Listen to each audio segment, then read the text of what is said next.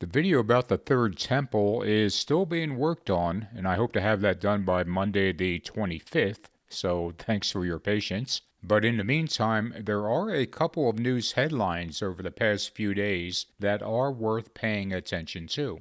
The first headline is about how America's march towards Christian nationalism continues slowly but surely as the Texas Board of Education has voted to approve Bible curriculum in elementary schools. The curriculum adopted by the State Education Board, which is controlled by elected Republicans, is optional for schools, but they will receive additional funding if it's implemented. The new Texas curriculum follows Republican-led efforts in neighboring states to give religion more of a presence in public schools. And by religion, I mean Christianity. In Oklahoma, the state education chief has ordered a copy of the Bible in every classroom, while Louisiana wants to make all of the state's public school classrooms post the Ten Commandments beginning next year. On the surface, these might seem like noble ideas to many Christians, but in fact they will serve to further conflate Christianity with America,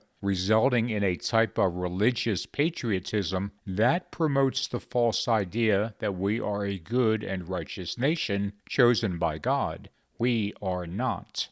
The second headline is about how Trump and his team still haven't signed agreements to begin transition of power. Trump himself has not agreed to memorandums of understanding with the General Service Administration, which includes an ethics policy. The delay in submitting the documents, which typically are filled at least a month before presidential elections, means the government can't provide security clearances, briefings, and resources to Trump's incoming team before the president-elect is sworn into office on January 20th. Despite not formalizing the transition of power, Trump continues to move aggressively to assemble members of his next White House staff and cabinet. Speaking of Trump nominees, that brings us to the next story. The third headline is that another Trump nominee is raising red flags. This one is Tulsi Gabbard, the nominee for Director of National Intelligence.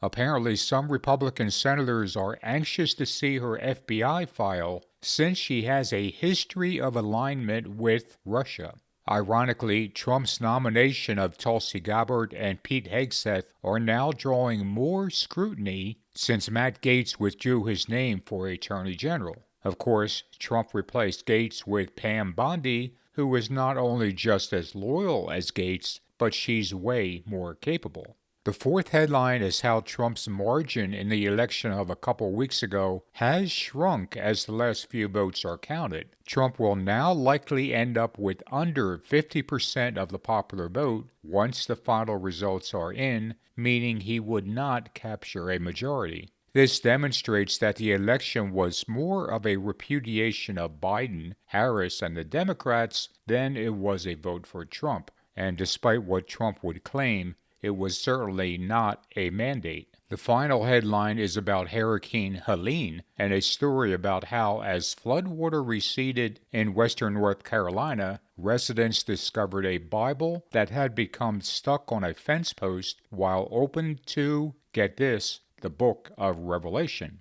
Following the discovery, a protective case fashioned out of plastic, wood, and cinder blocks was built around the Bible. Hearing that this Bible was found stuck on a fence post and open to the book of Revelation is a fascinating story, of course, but personally speaking, I'd like to know what chapter of Revelation.